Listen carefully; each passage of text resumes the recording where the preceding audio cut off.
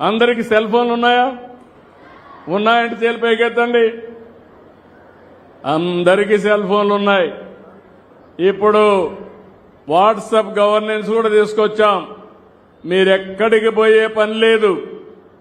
ఒక్క WhatsApp governance లో ఏం కావాలనో చెప్తే చేసి మళ్లీ మీకు సమాధానం చెప్పే బాధ్యత, పనులు చేసే బాధ్యత ఈ ప్రభుత్వం అందని చెప్పి కూడా నేను మీకు తెలియజేస్తున్నా.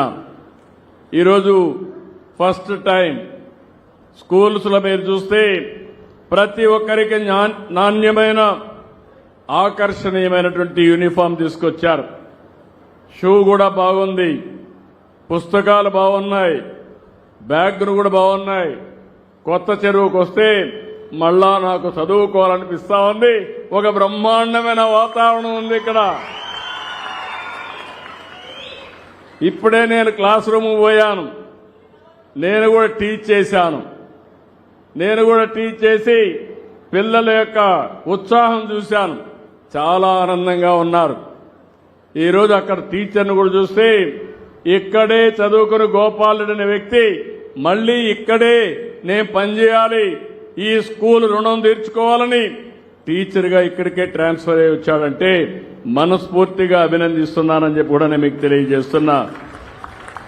ఈరోజు సర్వేపల్లి రాధాకృష్ణ గారి పేరుతో ప్రతి ఒక్క విద్యార్థికి మిత్రా కిట్ ఇచ్చారు. ఒకప్పుడు మీరు చూస్తే నాకు అనిపిస్తుంది నాయకులంటే ఎన్ని చిత్ర విచిత్రాలు చేశారంటే కడాన పిల్లలకి ఇస్తే పుస్తకాల పైన బ్యాగ్ కూడా వదిలిపెట్టలేదు, దానిపైన కూడా బొమ్మ వేసుకునే పరిస్థితికి వచ్చారు. ఇప్పుడు ఆ రోజులు అయిపోయినాయి. ఏ బొమ్మ ఉండదు, విద్యాలయాల్లో రాజకీయాలు లేవు.